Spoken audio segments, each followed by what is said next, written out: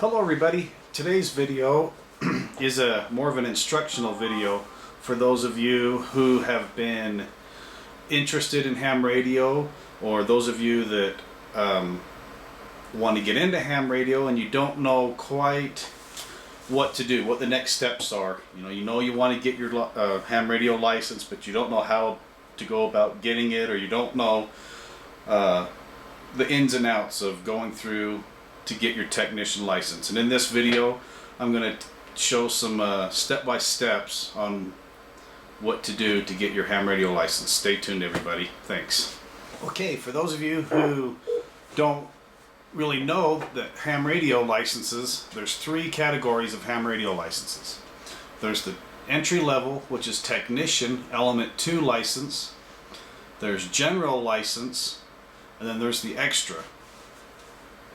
Now, every 4 years, the question pool changes for these tests. The technician license, it consists of a pool of roughly 425 questions, and the questions are the same from test to test. They can't reword these questions, and there's out of these 425 question pool, they give you a test that has 35 questions on it. Now, to be eligible to get your ham radio license, you have to pass with at least 26 correct answers.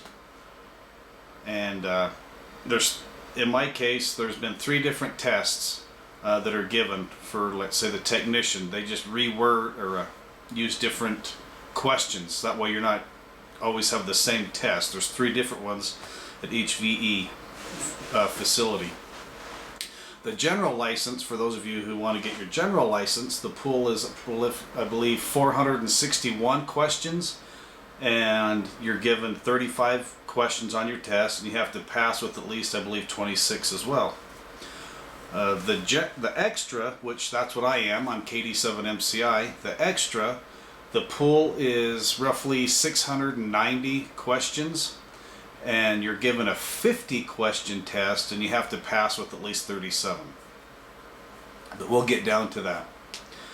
So, and the best thing about getting your ham radio license now, which was always my Achilles heel, is I couldn't pass my Morse code. I tried and tried and tried to get my Morse code, but good news for you guys, you don't need Morse code anymore. Nowadays, you can take a test if you want, but it's not required. With the age of computers and these bigger radios back behind me, they have a built-in computer into them that does all of that for you, the Morse code and deciphering and what have you, but we'll get to that later. Okay, a lot of you are probably asking, well, how do I study? How do I get ready for my ham radio test? Well, there's quite a few ways, and I'm going to show you some ideas. The first one, I'm just looking at my phone. There's an app. I don't know if you can see that. Ham radio. I've used this one in the past. It's a ham prep test. And you get on your phone, and it's got the technician, general, and extra class, and you could just go through, practice. I don't know if you can see, practice your test or study. And this is a really good tool. When I was going through my general and my extra class, a lot of times I'd be in the anywhere, at a football game, basketball game, relatives' houses, and I had time to study. I just pulled it up on my phone and took tests. That's the probably the easiest way, is just take these tests on your phone, memorize them, because there's only, for the technician, I believe, 425 questions, but a lot of them might be worded similar. But that would be the best one. Use your phone, memorize them. Another thing is some books. I happen to have this one, Ham Radio for Dummies, and it's got a lot of good information in it. Another book is by Gordon West, and by far, I think, in my opinion, he's got the best books out there. He goes through and he gives the questions, but he tells you why the answer is the correct one. He breaks down each question and explains it to you. I've had those books for all of my technician, general, and extra, but they're only good for 4 years. So what I've done is I've paid it forward to other people, and I encourage you guys to do the same. If you get a book, pass it on to another potential ham, because maybe they don't know how to get to these books. So pay it forward. Get the books, study Gordon West's books, and then give them away after you pass. Another thing you could do is, I'm going to have to move over to my computer, but there's some websites you guys need to get onto, and you can get onto them with your phone. There's apps, but it's easier for me to show you guys these websites on my computer. So hang with me. We're going to jump over to the computer. Okay, the first website I want you guys to go to is called www.w5yi.org. And I don't know if you can see my cursor, but there it is right there. And on this web page, they talk about study with Gordon West. And he's got the 2014 to 2018 study materials. You can click on that, and it brings up the books you can buy from him. I'm in no way affiliated with Gordon West, or I don't get monetary funds from him for showing you this. So in my opinion, this is just the one avenue you could study. Another thing you could do, well, we'll get to that later, but W5YI, that's a good website you can go to. And I'll show you another one. Okay, here's another website. This is called the American Radio Relay League, or the ARRL website at www.arrl.org. And the ARRL is like the, what would you say, it's like the union for ham radio guys. It's the largest group for ham radio people, and there's a lot of information on their website. You pull it up, you can register with them right here, and then licensing and education and training, click on that, and you can download all of the questions in the question pool, and you could study that way. You could print off all of the questions, and that's a good website. We're going to come back to this one later for something else. I'll show you one more website. As it's loading, here's another website, and this also has, I know for Android, an app, and so do the other websites that I've showed you guys. But this one is qrz.com. I use this website a lot. It's got a study guide on there, but what you have to do is you have to log in or create a username and password. And let me log on here. But see how it says call sign up here? And let me move my camera. Well, a lot of people don't know this, but if you don't have a ham radio license, for a call sign, just come up with a username that you'll remember, and then come up with the password. I'm going to log in using my information.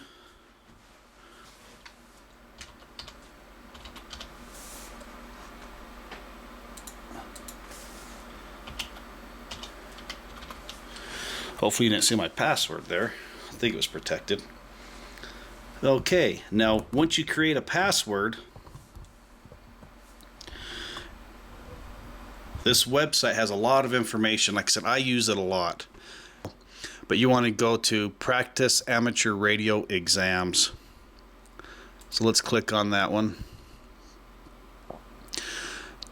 And you want to go, the technician is right there, 2014 technician exam practice test. Or you can study a certain subcategory, and it brings up the test. And for any of you that are going to be taking your tests, a lot of your VEs, volunteer examiners, are going to be having your tests on a computer. So it's kind of neat. You could go through and take your test, your practice test here.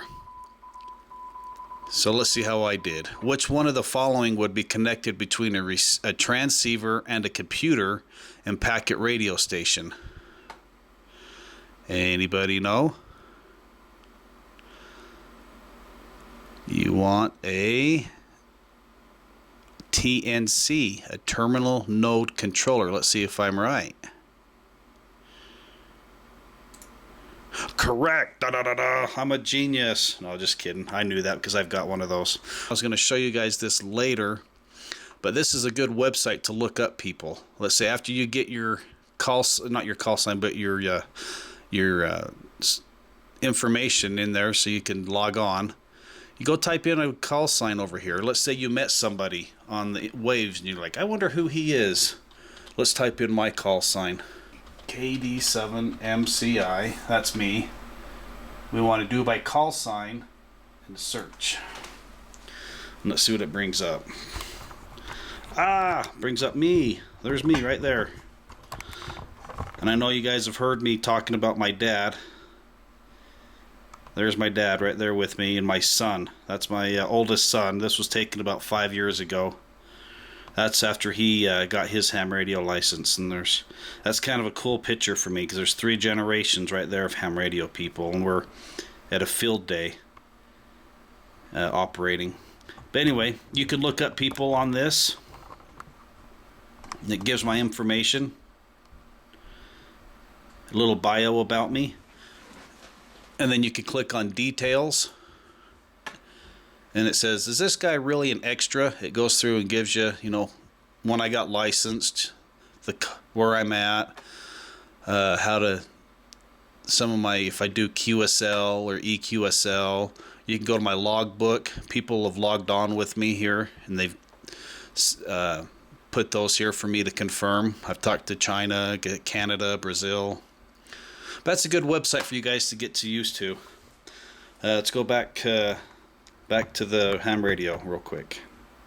Okay, another piece of information about how you can get study guides for prepping for your ham radio license is a class.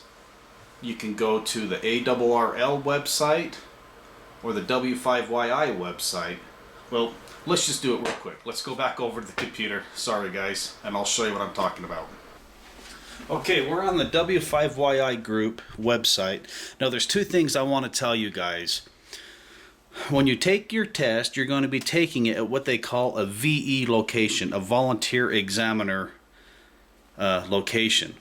Now there's 2 types of VEs, the accreditations for these VEs. There's a W5YI accredited group and the ARRL accredited group. They both eventually are the same thing, but you get 2 different kinds of information. Now let's say you want to go to a class. You just you look down here, learn about ham radio, shop for ham radio, find an exam near you, license, club stations. And let's go to find an exam location. And a lot of these, it'll come up with some stuff, and you put your state. You want to go by state. Let's go Alabama, Alaska, Arizona. Let's go to Arizona. Now, it's going to come up with some information. I don't know if you guys can see this. I know you're not supposed to record a video screen because it gets all distorted. But it has the cities, and then it has the call sign of the person, their name, and their contact information right here. And a lot of times they also offer a class that you could take. A lot of the classes are free, but they offer books, and you can buy the books from them, but it's not mandatory that you have to buy a book to go. But that's how you go about finding about classes and test facilities. And it's a good thing to get on here. Let's just pick one at random. Kingman, Arizona. Let's click on this. It doesn't have information. But you would click on that and you would find or contact them to where to take the test at. Now there's another website I want to talk to you about, and it's the ARRL. We've already been there once today, but there's some other information I want to show you. Licensing, education, and training. We'll click on that.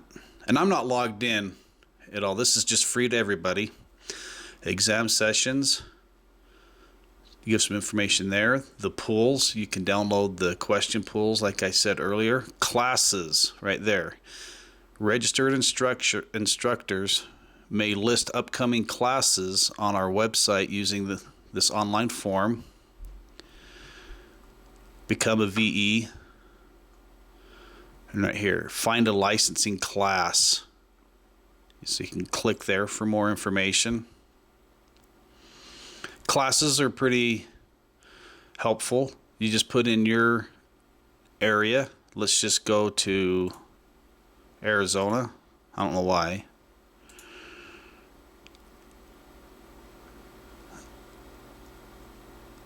And right now, there is one in Sonora, Arizona. But that's old. That's back in 2015. But you can go through and look up different states. And that's another good information for you right there. Another thing you do is FCC licensing info, find an exam session. So that's similar to the W5YI, but let's find one through the ARRL. Right here, find an amateur radio exam in your area. Same thing. Let's go to state. Let's go to Arizona. Search. And it brings up a bunch of them. Phoenix, Green Valley, Flagstaff, Yuma, Tucson, Gilbert, Kingman. There's a whole list of them. So the ones from W5YI might not necessarily show the ones from the ARRL, and vice versa. The ARRL might not show the W5Y because they're two different accredited VEs. Both of them get your license, but there might be more options over one than the other. All right.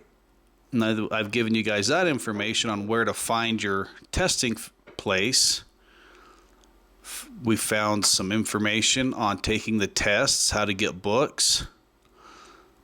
Let's go back to the radio and do some more chatting. Okay, we've covered how to find information to study on the internet, your phones. We've covered how to find a testing location through the two different accredited VEs, W5YI, ARRL. I introduced you to QRZ.com. What else do we need to do? You've studied, you found your VE location. Now what? Oh, what do I take with me? What do I need for my test? This is a very important information for you guys right here. Highlight it, star, write it down, because you just can't show up to a VE location and expect to take your test. They're probably going to just say, okay, see ya. We can't help you. You need to take certain things to the exam with you. The first one is after you find your VE, a lot of them have a website or they have information about payment. It does cost to take your test. Usually it's right around $15 to $14. A lot of them take check. I bet most of them take money. Some of them take cards. So find out, how am I going to pay for my tests? And like I said, they're $14, $15. It's cheap. The next thing you need to do is take ID. You need to take a legal photo ID. So let's say if I work at XYZ company and they give us a lanyard with my badge on it, that's not a legal ID. I've seen that happen. People have taken their work ID and expect to get into their testing location and it's not accepted. So I highly recommend take multiple IDs, and I'm going to go through a list of them. So I've got them written down. A legal photo ID, which is your driver's license. It doesn't matter if it's current or not. I've seen people not have a current one, but it's still a legal ID. Passports are considered legal ID. What if you're an adult and you don't have ID? There's people out there that are adults and they don't have a passport and they don't have a driver's license. Well, if you have a birth certificate with the appropriate stamp from your state, that is considered a legal ID because a government entity put their state seal on it. That is a legal ID. Your social security card. You should have your social security card for you and your kids in a safe. That's where I keep mine, in a safe at my house with their birth certificates. So we got that covered. Social security card. Another thing that you can use is a library card. Library cards are considered a government ID because they're issued by a government entity. A utility bill with your name and your current address, because you have to have your current address for your license. So you can use a utility bill. Or another thing, which I don't know, I wasn't too comfortable about doing this, but take in your bank statement from your bank. If I would have shown them my bank statement, they may have took up a collection to help this poor sucker out. But you could take in your bank statements. That is considered a legal ID or proof of ID. But what if you have a child or somebody that's under 16 years old or still in school and you don't have a driver's license, and most of them don't have utility bills? For kids, they have a few exemptions, but you could still take your birth certificate. If you were born in the United States, chances are you've got a legal birth certificate that has the state seal on it.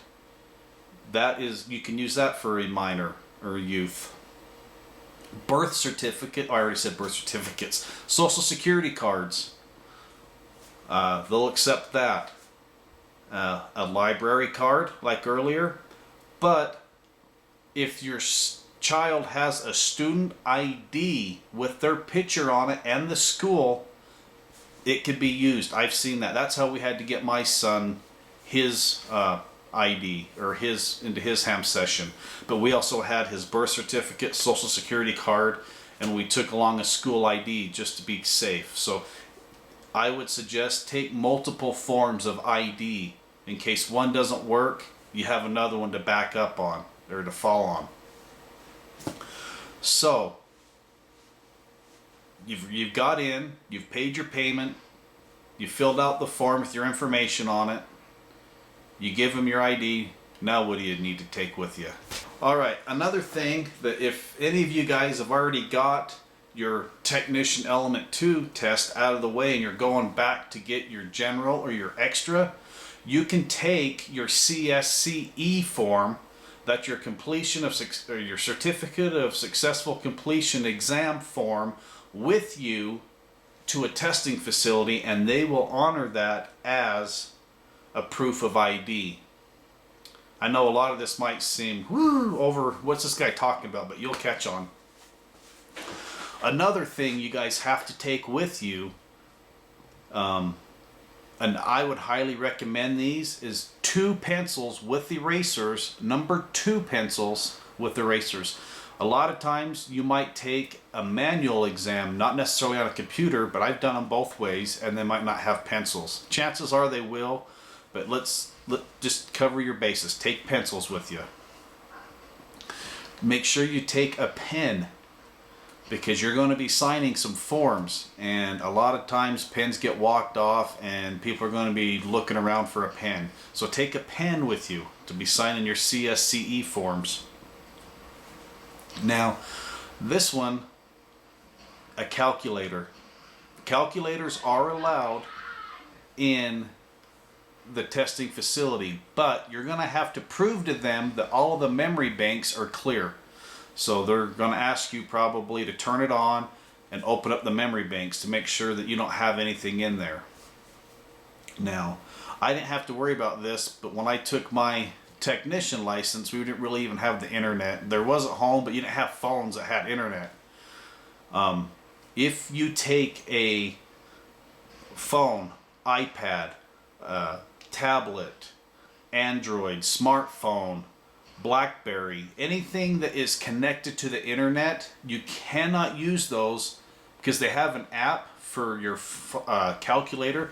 They will not accept that as a calculator. You have to actually take a calculator.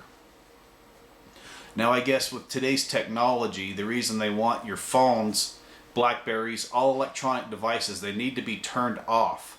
Because, you know, it kind of gives you an unfair advantage if you turn on your phone, you know, and hurry and look around and look up answers. So they will ask you to turn off your phone. I know the VEs that I've dealt with, they won't even allow the phones out. They have to be turned off and in your pocket or purse or wherever. So, lastly, I've already talked about this, bring form of payment.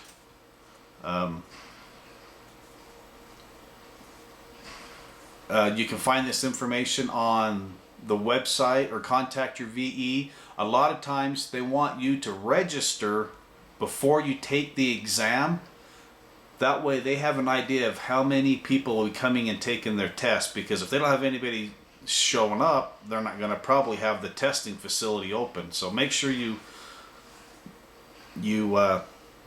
register early, usually a month in advance. So, all right, so we've covered how to find your testing location. Make sure you take the money, $14. What to take with you.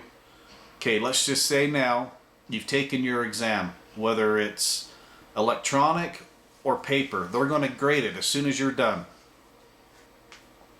Now let's just cover like what happened to my son when he took his technician element 2. He didn't pass the first time. What they do is, the ones I'm familiar with, they have 3 forms of that particular test. They have like a version A, version B, version C. They will let you take a second test, and if you fail that one, chances are they'll let you take the third test. They have different questions, but they're all within that questioning pool. Now, if you bomb the third one, chances are they're going to say, sorry, you might want to go study, come back again. But you guys will pass your first try. I know it. I have faith in you. You're going to pass your first try. So they're going to come back to you and say, congratulations, you passed. They're not going to tell you which answers you failed, but they'll say, okay, you missed 3 questions, but they won't tell you which ones you failed. But at this time, they're going to ask you, would you like to take your general exam? And you're going to say, what? Do I have to pay more? No, it's free. Take the general exam. So if you're studying right now for your technician element 2, you might want to also study for your general exam. And the general band plan, that's going to get you onto these big radios. You could still get on some frequencies on the, technician, but believe me, if you guys upgrade to your general, it's a difference between driving a Yugo to school and getting a Lamborghini. It's that big of a difference. So it'll be up to you. If you want to take your general, you'll take that test. But let's just say, okay, you don't want to take it, your general.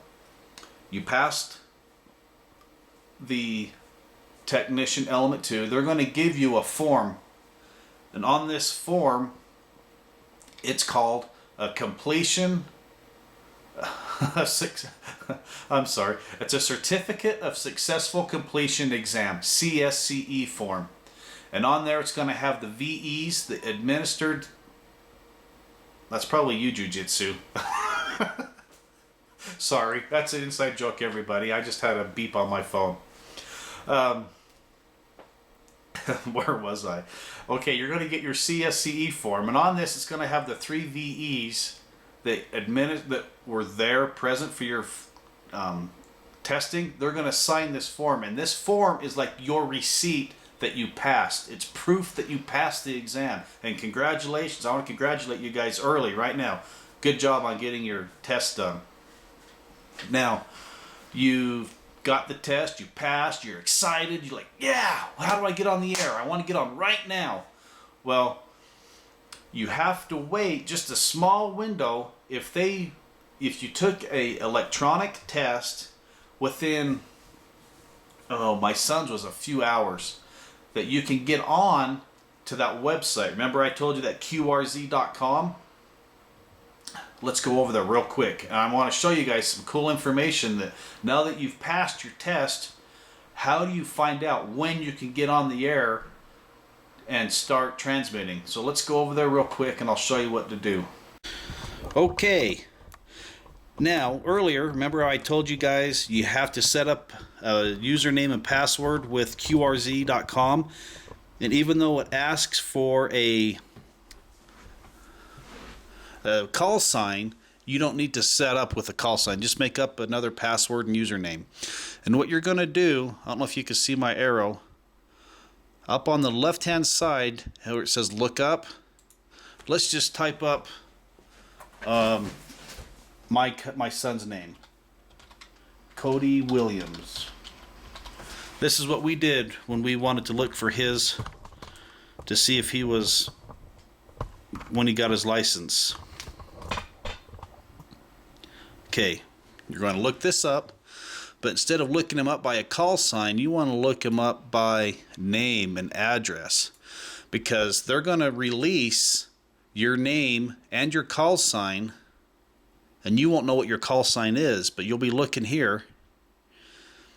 Now let's see here.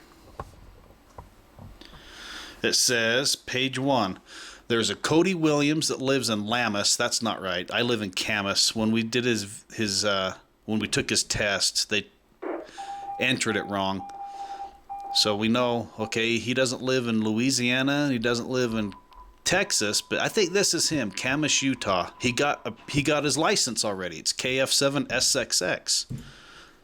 So we'll look that up, and sure enough, that's our address. That's where he is. That's where he lives. So that's how you will know when you get your license. You'll be checking on there within usually a day or so, and then you don't have to wait for your license to come in the mail. It's already electronically filed, and you're ready to go. And at this time, once you have your license, you can update the information on qrz.com for your login and username. All right, so let's go back over to the computer and we'll chat some more, or to my ham radio, and we'll chat some more. All right, so now we've covered basically a lot of information. How to get your information to study, where to study, the books to use, websites to use, apps to use. Study, study, study. I've showed you where to take a class if you want, or how you can find a class. We've gone through 2 different websites, w5yi.org and arrl.org, how to find your testing VEs or accredited VEs to take your test. We've talked about what to take with you to the test. And now that you've gotten online, you've found your ham radio license, but crap, I've got my ham radio license, but what are some good radios that I need or I can get, but I might not have the most or the biggest budget? You know, I'm new to ham radio. What are some radios? Well, I've got you covered, guys. I got some radios. The first radio I'm going to show you guys is, they call it a Beofang. It didn't come with this long antenna. It came with like a little antenna. This is the Beofang UV5R. At the time when I bought it, I think it was $50. They've come down dramatically on Amazon. I think you can get these things for right around 25 to 40 bucks, right around that area. But do yourself a favor, if you buy these radios, get the programming software. You could program them by hand, but they're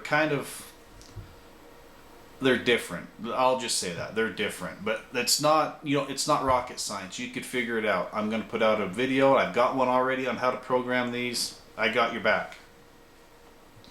I would highly recommend getting a longer antenna. See, this is one that I bought, and this is one that's what they call a homebrew. It's homemade. A lot longer antenna. These littler radios, they have a little bit better reception. That's one good avenue. I know that Beofang makes a different type of handy talkie. It's a little bit more money, but it's a little bit better also. You get more for what you pay for. Higher output power. So that's one good avenue. Let's see, what's another radio? Here's another radio. I got radios everywhere. Here's a radio. If any of you saw my video on my dad, how he got lost and we needed radios to find him, this is the radio. This is the style that he had. But I've told you guys on the other video, and I'm going to tell you here, after you buy your handy talkie, get the clamshell. Go to accessories. Get this clamshell. See the AA batteries? I'm going to pick on my dad. I know you're watching, Dad. But if my dad would have had one of these after this battery died, all he had to have done was put his clamshell in and voila. We're transmitting on AA power. So get the accessories. AA pack. I can't say it enough. If you want to be in Aries, get the AA pack. Okay, another radio. That's a good radio, by the way. It's the Kenwood THF6. Good little radio. Here's some other radios. I got an old Kenwood. Works great. I love it. Here's a newer model of that Kenwood. It's got GPS function where you can put a GPS in and you can see where other ham radio operators are. We use this for like bike races. 2 meter, 70 centimeter, good little radio. Here's an older Icon T81A. That's a good radio. I've got that little Kenwood out in my snowmobile pack. It's not here, but it takes AA batteries. Those are great little radios, cheap. Okay, we've covered walkie-talkies. Now let's talk about what they call portables, or mobiles. I'm sorry, mobiles. You can put in your car. I don't know if I'm going to say this right, but there's a company, both Beofang, we have the little Beofang handy talkie. Beofang makes what they call a mobile. They put it in your car. It's similar to this one. I don't know if you can, I can't take it off because it's just a little one you can put in your car. Beofang makes one. They're about $100. And I know I'm going to get this wrong, so I'm going to type it when I'm editing this software. But Juentai makes a little radio. They're 4 inches square by maybe an inch high. Dual band. So 2 meter, 70 centimeter. And I believe that one also has the FRS capability. So that's what I like about these, the Beofangs. You could put the FRS frequencies in here.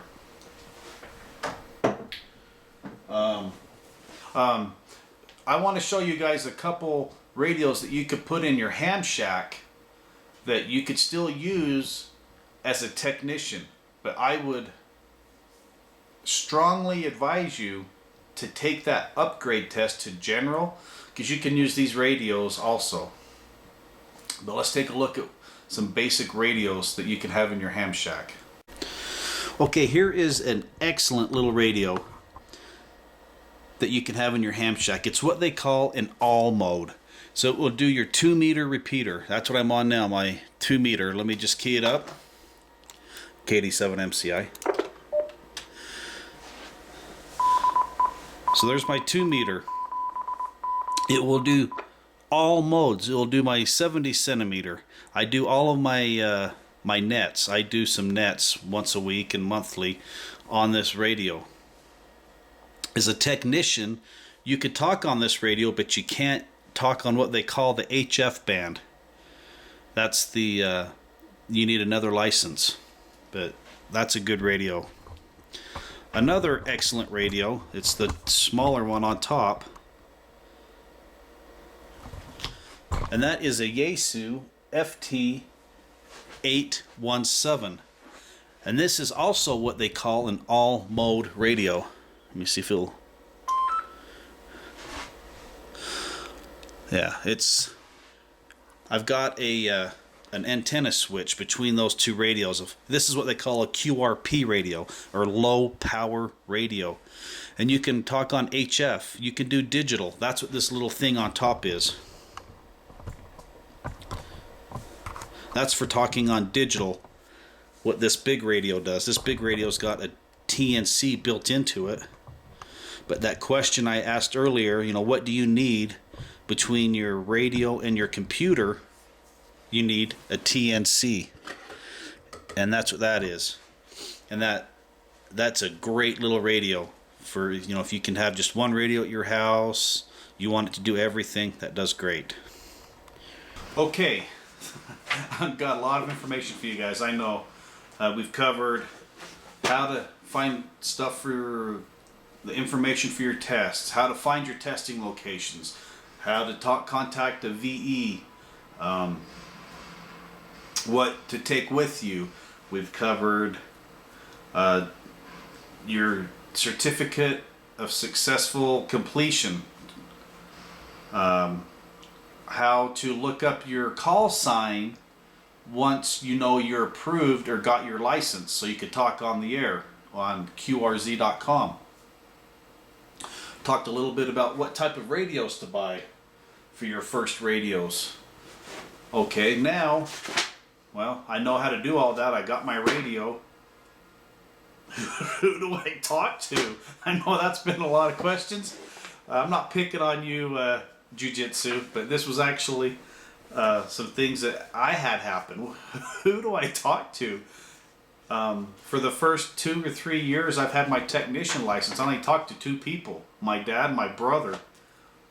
The best thing I could say to you guys is get involved. Find a local ham radio club. That was the best thing that happened to me where I live. The Wasatch Back Tri-County group, you can look them up, www.wasatchbackhams.net.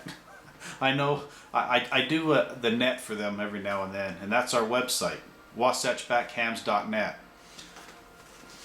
You meet a lot of great guys.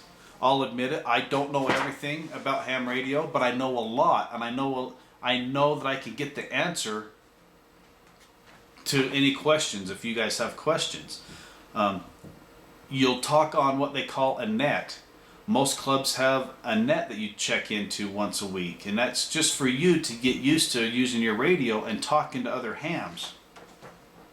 Another thing you guys can do, get involved in Amateur Radio Emergency Services, or ARES.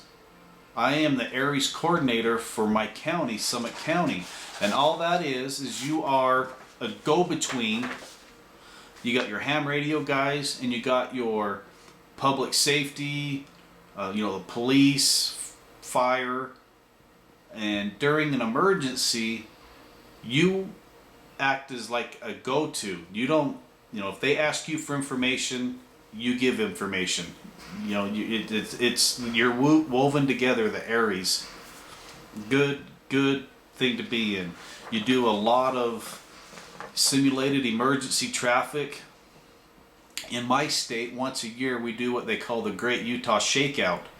And that's where we have a simulated earthquake, and we run off of emergency power, we run emergency communications, and we relay traffic from dispatch to our local hams who are out in the field, and we get information. That's a good way to get involved on your ham radio. Another thing is, I don't know if you can see this, but RACES. That's my RACES number. I'm number What number am I? I'm number 180. Now, RACI stands for the Radio Amateur Civil Emergency Service. In a nutshell, I'm going to go to that book, Radio for Dummies, I told you guys that I got. My kids laugh at me when I pull this book out because they think I'm the biggest nerd ever. And they're like, you need a book for ham radio? But I'm going to read this, what they say about RACIs. The Radio Amateur Civil Emergency Service Group, or RACIs, is organized and managed by the Federal Emergency Management Agency, FEMA, and it is a national emergency communications organization governed by special FCC rules. Its mission, like that of ARES, the Amateur Radio Emergency Services, which I'm in both, is to provide communications assistance to public and private agencies during a civil emergency or disaster. The organization is open to all amateurs and welcomes your participation. RACIs groups are organized and managed by local, county, and state civil defense agencies that are responsible for disaster services and activated during civil emergencies by state, federal, and other officials. RACIs members are required to be members of their local civil preparedness groups as well. So I'm in ARES, so if I'm in RACIs, I'm required to be in ARES. So that's what they're talking about. And they receive training to support those groups. So I'm receiving my training to support ARES. That's a great thing to get into, ARES and RACIs. We have a monthly meeting that I have to go to. No, bi-monthly meeting. And then we have nets, on the air nets, where we check in, make sure our equipment works, just to say we're doing good. It's to simulate if in case of an emergency. Another thing you guys can do to be active in the ham radio community is just get out and talk to people. They have what they call swap meets. In my area, up here in Utah, well actually Ogden area, once a year the VHF Society, the Utah VHF Society has a swap meet, and people get together and we sell old equipment. We buy, they buy and sell equipment. You hang out with other ham radio guys. We're always the nerds that we walk around with the radios in our pocket. Yeah, that's me. I'm one of those guys. But it's a good way for you guys to get to know people. You can get good equipment, secondhand equipment at these swap meets. Another thing is they call them ham fests. Look them up on ARRL, W5YI, or just do a Google search. Ham fests or ham swap meets. If you guys don't have a club in your area, contact me. I can maybe help you set up your own club in your little area. I can get you some protocols on nets, or get onto our website, the wasatchbackhams.net. You can get a lot of information from that website if you want to start your own club. And they're very vital for your community emergency communications. So that's another way you guys can get on and talk. And just tell people, display it, be proud. One thing you could do once you're a ham radio operator is you can get vanity license plates for your car. I've got one. It's got my license plate, and you would be amazed how many people see that. And, oh, you're a ham? Well, I didn't know that. I live in your town. I'm a ham too. And you create good bonds with people. So anyway, I just hope some of this information was really helpful to you guys. I know I crammed a lot of information, but if we're thinking about becoming a ham, maybe this answered some of your questions. And in the future, I'm going to start a series of ham radio licensing. I'm going to help you guys become a ham, and I'm going to take sections out of the book. The sections divided into different categories: electronics, protocol, just whatever, and I'm going to take a week and I'm going to talk about some of those questions and help you guys get your license, because it's pretty cool.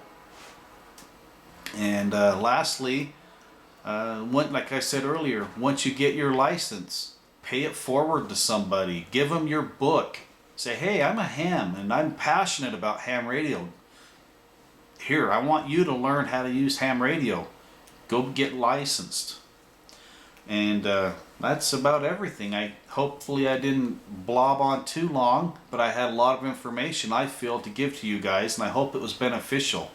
Please feel free to thumbs up, subscribe, like, share it. You can share this. I don't care. If anybody's willing to watch me blob on, great. That means the message is getting out even further to people on how you can become a ham radio guy.